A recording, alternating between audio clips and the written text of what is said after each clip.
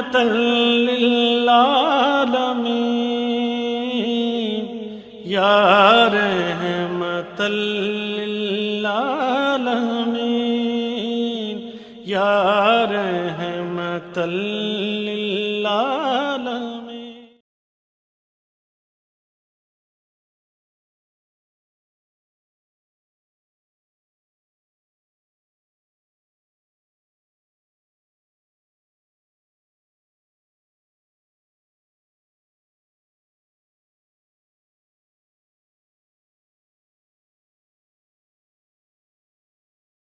اللهم صل على محمد وعلى آل محمد كما صليت على إبراهيم وعلى آل إبراهيم إنك حميد مجيد.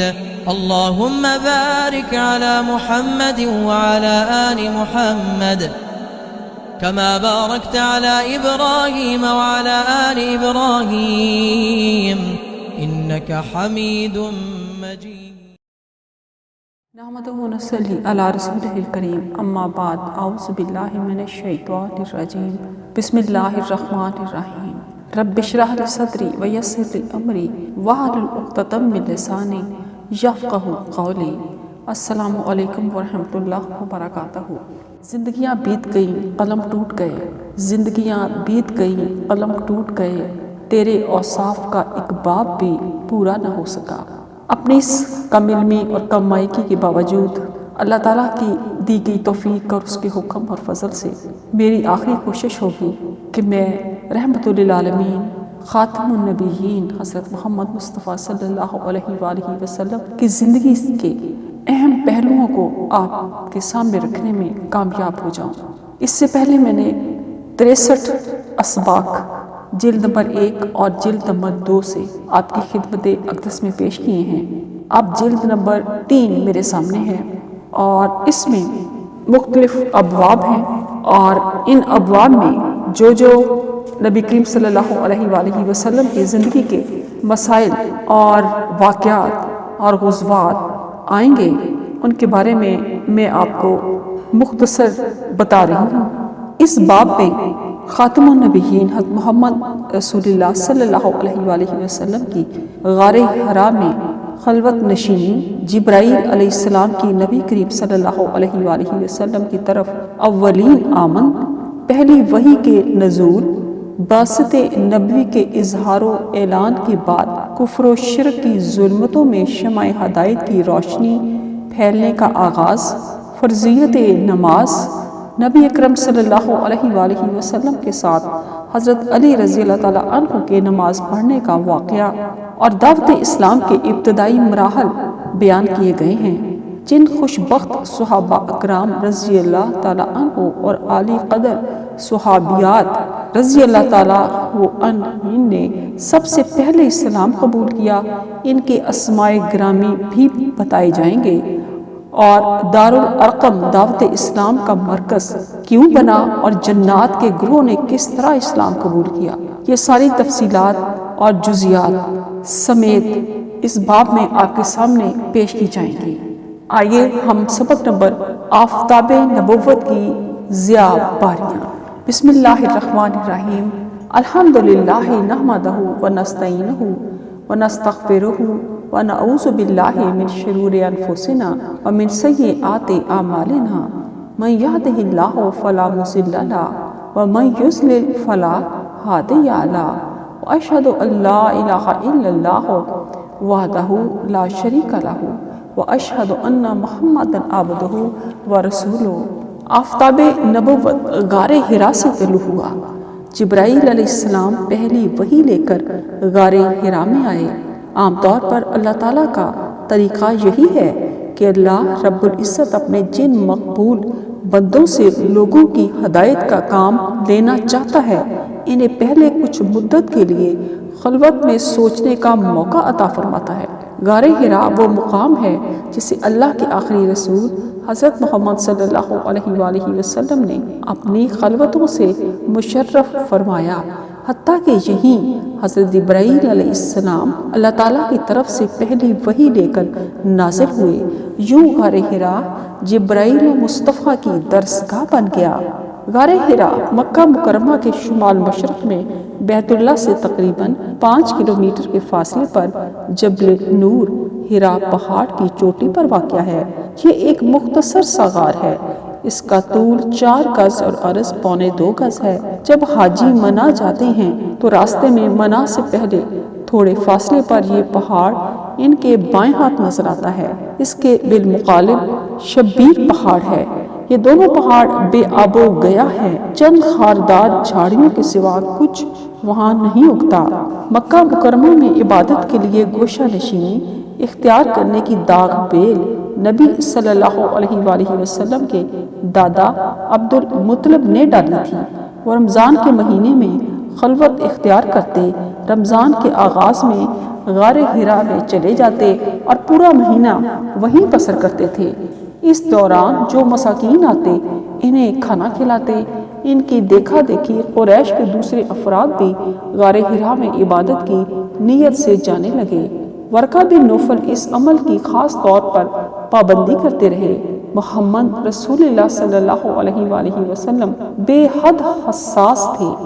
آپ اپنی بستی اور اپنے شہر میں پھیلی ہوئی شرک اور بت پرستی کی یہ وبا دیکھتے تو بہت آزردہ اور بیزار ہو جاتے تھے۔ اپنے آس پاس خاص و عام لوگوں کی اخلاقی پستیاں دیکھ کر بڑی گرانی اور بے چینی محسوس فرماتے تھے اور دل ہی دل میں کرتے رہتے تھے۔ اس ماحول میں تباہ مبارک خلوت نشینی کی طرف مائل ہو گئی۔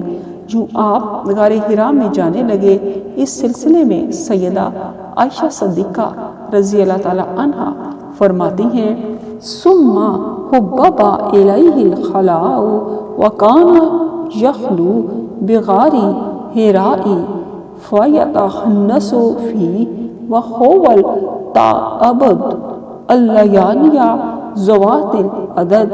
پھر آپ صلی اللہ علیہ وآلہ وسلم کو تنہائی محبوب ہو گئی۔ آپ غار حرا میں خلوت نشیں ہو جاتے اور مسلسل کئی دن اور کئی راتیں عبادت میں مشغول رہتے۔ رسول اللہ صلی اللہ علیہ وآلہ وسلم نبوت سے پہلے ہر رمضان کا مہینہ غار حرا میں گزارتے۔ اس دوران میں جو مسکین آ جاتا اسے کھانا کھلاتے۔ جب غار سے واپس تشریف لاتے تو سب سے پہلے بیت اللہ میں حاضر ہوتے، بیت اللہ کا طواف کرتے، پھر اپنے گھر چلے جاتے تھے، جہاں تک کہ وہ رمضان آ گیا جس میں اللہ تعالیٰ نے آپ کو نبوت سے سرفراز فرمایا۔ رسول اللہ صلی اللہ علیہ وآلہ وسلم اپنی قوم کے شرکیہ عقائد، بت پرستی اور باطل تصورات سے شروع ہی سے بہت بیزار تھے، لیکن آپ کے سامنے ایسا کوئی واضح راستہ اور معین طریقہ بھی نہ تھا جس پر آپ مطمئن ہو کر عمل پیرا ہو سکیں۔ غار حرا میں نبی صلی اللہ علیہ وآلہ وسلم کی عبادت کیفیت واضح طور پر معلوم نہیں ہو سکی۔ سیرت نگاروں نے ان کی مختلف حالتیں بیان کی ہیں۔ امام ابن کثیر رحمۃ اللہ فرماتے ہیں کہ اس کے بارے میں اہل علم کا اختلاف ہے۔ بعض کہتے ہیں کہ آپ موسیٰ علیہ السلام کی شریعت کے مطابق عبادت کرتے تھے۔ بعض علماء نے یہ عبادت عیسیٰ علیہ السلام اور بعض نے نوح علیہ السلام کی شریعت کے مطابق بتائی ہے۔ بعض کہتے ہیں کہ آپ کی عبادت دین ابراہیمی کے مطابق تھی۔ یہی بات قرینِ حقیقت معلوم ہوتی ہے۔ بیت اللہ جو آل ابراہیم کا کعبہ ہے، اس کے طواف کے التزام سے بھی اس بات کو تقویت ملتی ہے۔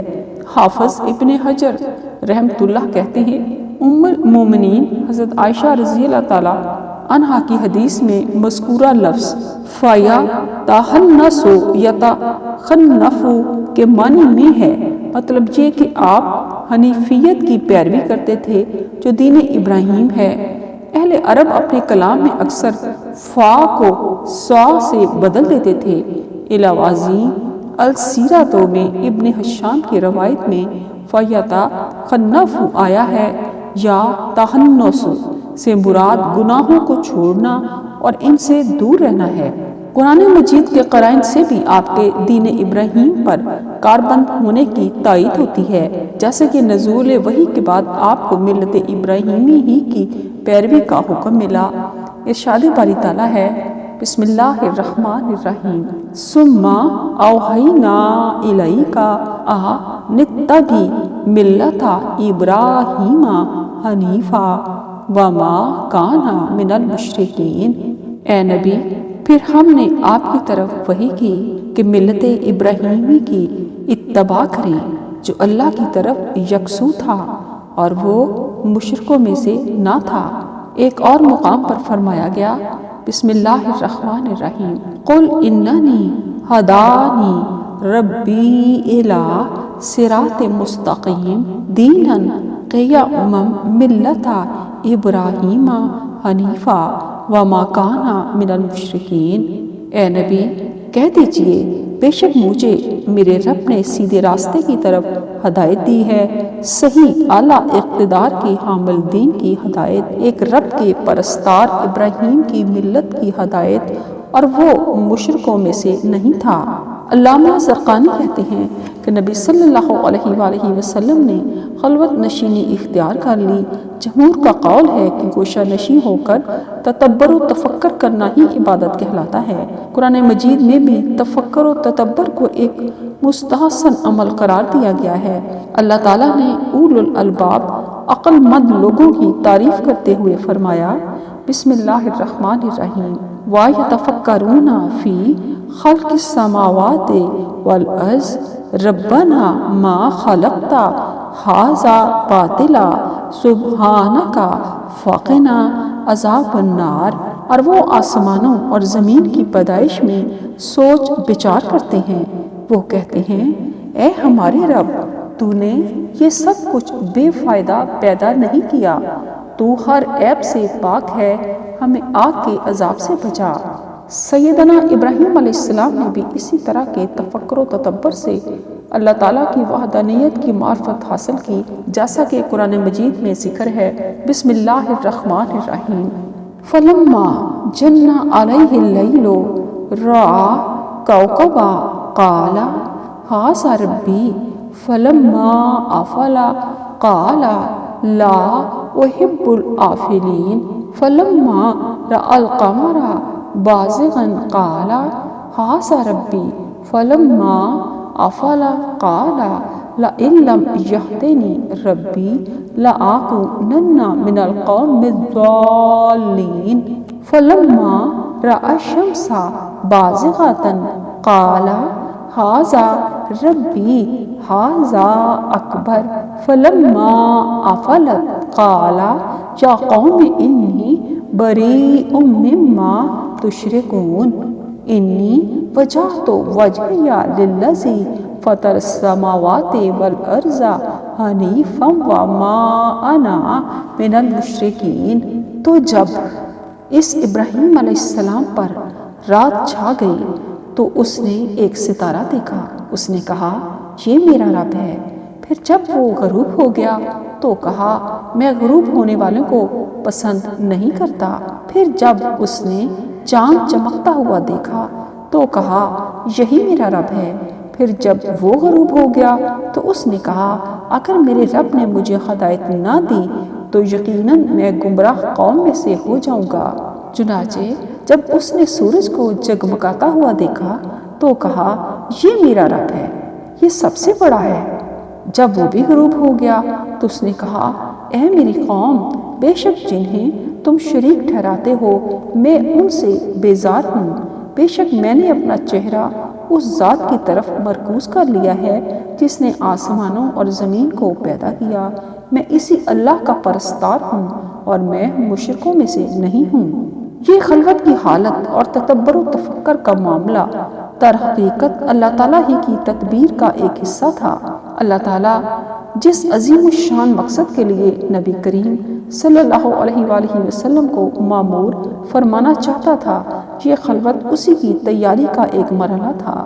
در حقیقت جس شخصیت کے لیے بھی یہ مقدر ہو کہ وہ انسانی زندگی پر اثر انداز ہو کر اس کا رخ بدل ڈالے، اس کے لیے ضروری ہے کہ اپنے ماحول کا جائزہ لے اور بے لاگ عقل کی روشنی میں غور کرے اور اندازوں سے فال نکالنے، ویرانوں میں پھرنے اور چلہ کشی کرنے والے افراد، جہالت، توہمات اور فاسد عقیدوں کے مارے لوگوں کے قدم کس طرح راہ راست پر آ سکتے ہیں۔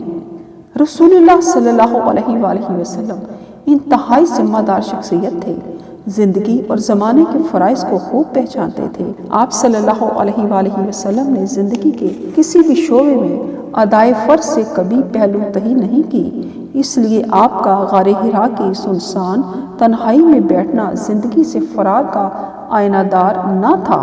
اس کے بالکل برعکس غار حرا میں آپ کی خلوت نشینی آپ کے دل کی درد مندی اور بیدار مغزی کی خبر دیتی ہے۔ آپ تنہائی میں کیا سوچتے تھے، کن امور پر غور و فکر کرتے تھے، کون جانے؟ ہاں، اتنا سب جانتے ہیں کہ آپ کو بتوں اور بت پرستی سے سخت نفرت تھی۔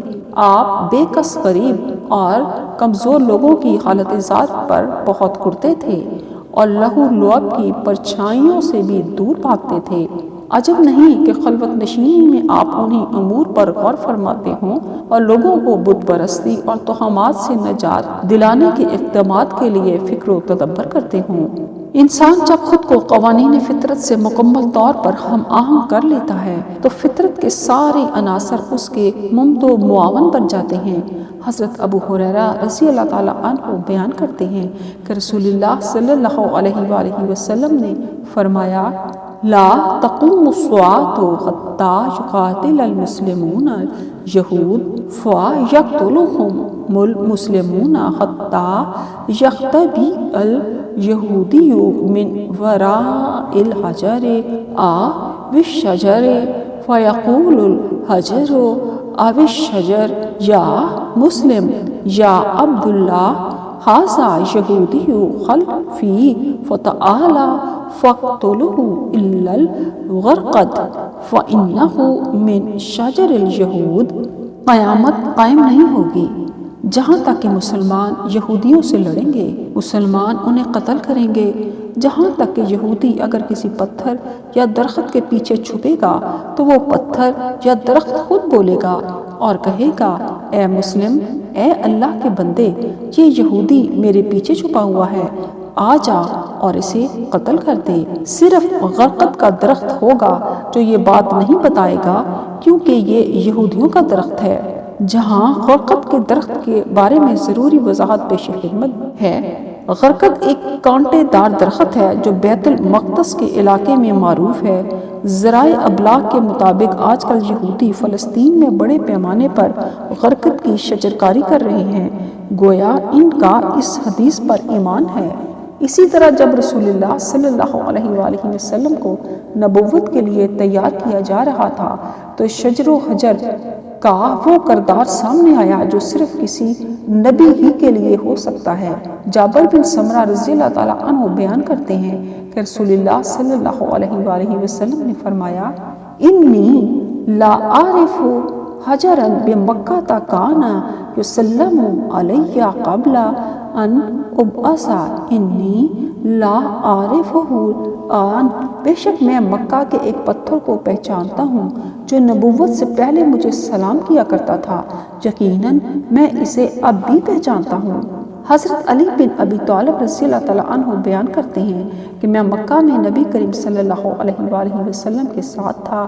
ہم آپ کے ساتھ مکہ کے مضافات میں گئے تو ہم نے دیکھا کہ جو پہاڑ یا درخت راستے میں آتا وہ آپ صلی اللہ علیہ وآلہ وسلم سے کہتا تھا، اے اللہ کے رسول، آپ پر سلامتی ہو۔ امان ابن اسحاق رحمۃ اللہ عبد الملک بن عبید اللہ ثقفی سے روایت کرتے ہیں کہ جب اللہ تعالیٰ نے رسول اللہ صلی اللہ علیہ وآلہ وسلم کو عزت بخشنے کا ارادہ فرمایا اور نبوت کا زمانہ قریب آیا تو اس دوران میں جب رسول اللہ صلی اللہ علیہ وآلہ وسلم قضائے حاجت کے لیے مکہ کی وادیوں اور گھاٹیوں میں دور نکل جاتے جہاں تک کہ مکہ کے گھر نظروں سے اوجھل ہو جاتے تو آپ صلی اللہ علیہ وآلہ وسلم جس پتھر یا درخت کے پاس سے گزرتے وہ کہتا، اے اللہ کے رسول، آپ پر سلامتی ہو۔ آپ دائیں بائیں آگے پیچھے دیکھتے تو درختوں اور پتھروں کے سوا کچھ نہ ہوتا۔ پھر جبرائیل امین آپ صلی اللہ علیہ وآلہ وسلم پر وحی لے کر نازل ہوئے۔ جزیرہ نمائے عرب میں کہانت کا بڑا چرچا تھا۔ کہانوں اور نجومیوں کا دعویٰ تھا کہ ان کے موکل جنات انہیں آسمان کی خبریں پہنچاتے ہیں۔ قرآن مجید میں اس بات کا تذکرہ ان الفاظ میں آتا ہے، بسم اللہ الرحمن الرحیم، اِنَّا زَيَّنَّا السَّمَاءَ الدُّنْيَا بِزِینَةٍ لِلْکَوَاکِبِ وَحِفْظًا مِّن کُلِّ شَیْطَانٍ مَارِدٍ لَا یَسْمَعُونَ إِلَى الْمَلَإِ الْأَعْلَىٰ وَیُقْذَفُونَ مِن کُلِّ جانب دُحُورًا وَلَهُمْ عَذَابٌ وَاصِبٌ إِلَّا مَنْ خَطِفَ الْخَطْفَةَ فَأَتْبَعَهُ شِهَابٌ ثَاقِبٌ۔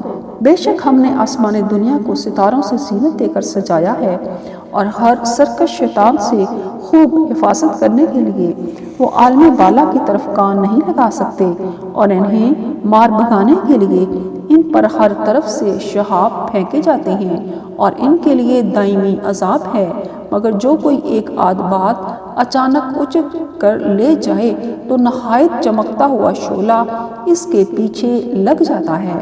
شہاب ثاقب کے معنی ہے تاریکی کو چھیدنے والا شعلہ، یا جدید اسلام میں شوٹنگ سٹارز، فالنگ سٹارز اور برائٹ اسٹریک آف لائٹ میٹیورٹیز۔ یہ کائنات میں انتہائی تیز رفتاری کے ساتھ گھومتے رہتے ہیں اور زمین پر ان کی بارش ہر وقت ہوتی رہتی ہے۔ وہ اس امر میں مانع ہے کہ زمین سے شیاطین عالم بالا میں جا سکیں۔ اگر وہ اوپر جانے کی کوشش کرتے ہیں تو یہ شہاب ثاقب انہیں مار بھگاتے ہیں۔ زمانہ حال کے مشاہدات سے معلوم ہوتا ہے کہ دوربین سے دکھائی دینے والے شہاب ثاقب جو فضائے بسیط سے زمین کی طرف آتے نظر آتے ہیں، ان کی تعداد کا اوسط روزانہ 10 کھرب ہے، جن میں سے 2 کروڑ کے قریب ہر روز زمین کے بالائی خطے میں داخل ہوتے ہیں اور بمشکل ایک زمین کی سطح تک پہنچتا ہے۔ بارہا ایسا بھی ہوتا ہے کہ برہنہ آنکھوں نے بھی ٹوٹتے ہوئے تانوں کی غیر معمولی بارش دیکھی ہے۔ امام سہیلی رحمۃ اللہ علیہ لکھتے ہیں، شہاب ثاقب پھینکے جانے کا سلسلہ قرنوں اور مدتوں سے جاری تھا، جیسا کہ امام ابن قتیبہ رحمۃ اللہ علیہ کی تصنیف مشکل قرآن میں مذکورہ زمانہ جاہلیت کے شعراء اوف بن اجرہ، اوس بن حجر تمیمی، بشر بن ابی خازم اسدی کے کلام سے اس کی مثالیں ملتی ہیں۔ امام عبد الرزاق نے اپنی تفسیر میں ابن شہاب سے روایت کی ہے کہ جب ان سے پوچھا گیا کیا شہاب ثاقب زمانہ جاہلیت میں بھی پھینکے جاتے تھے، انہوں نے جواب دیا ہاں، لیکن جب اسلام آیا، نبی صلی اللہ علیہ وآلہ وسلم کی بعثت ہوئی تو اس نظام کو اور زیادہ سخت کر دیا گیا۔ قرآن مجید اس صورتحال کو جنات کے الفاظ میں یوں بیان کرتا ہے، بسم اللہ الرحمن الرحیم، وَأَنَّا لَمَسَّنَا السَّمَاءَ فَوَجَدْنَاهَا مُلِئَتْ حَرَسًا شَدِيدًا وَشُهُبًا وَأَنَّا كُنَّا نَقْعُدُ مِنْهَا مَقَاعِدَ لِلسَّمْعِ فَمَنْ يَسْتَمِعِ الْآنَ يَجِدْ لَهُ شِهَابًا رَصَدًا۔ اور بے شک ہم نے آسمان کو ٹٹولا تو اسے سخت پہرہ داروں اور شہابوں سے بھرا ہوا پایا، اور یقیناً ہم آسمان کے ٹھکانوں میں سنگن لینے کو بیٹھا کرتے تھے، چنانچہ اب جو سننے کی کوشش کرتا ہے تو وہ ایک شہاب کو اپنی گھات میں پاتا ہے۔ حضرت عبداللہ بن عباس رضی اللہ تعالیٰ عنہ بیان کرتے ہیں، جنات آسمان کی طرف جاتے تھے اور وحی کو سن لیا کرتے تھے۔ کوئی ایک کلمہ ان کے کان میں پڑ جاتا تھا تو یہ 10 باتیں اپنے پاس سے ملا لیتے تھے۔ جو بات انہوں نے آسمان سے سنی ہوتی وہ تو سچ ہوتی تھی، لیکن جو باتیں وہ خود شامل کرتے تھے وہ سراسر باطل ہوتی تھیں۔ اس سے پہلے ان پر ستارے شہاب ثاقب نہیں پھینکے جاتے تھے۔ نبی کریم صلی اللہ علیہ وآلہ وسلم کی بعثت کے بعد یہ اپنی پرانی جگہوں پر بیٹھتے تو ان پر شہاب ثاقب کی ضرب پڑتی تھی، جہاں وہ شہاب ثاقب لگ جاتا وہ حصہ جل جاتا۔ بالآخر جنات نے ابلیس سے شکایت کی۔ ابلیس کہنے لگا، زمین میں ضرور کوئی نیا واقعہ پیش آیا ہے جس کی ہمیں ابھی تک خبر نہیں ملی۔ چنانچہ اس نے ہر طرف اپنے ہرکارے پھیلا دیے۔ اچانک انہوں نے نبی کریم صلی اللہ علیہ وآلہ وسلم کو دیکھا۔ اس وقت آپ نخلا کے دو پہاڑوں کے درمیان نماز ادا کر رہے تھے۔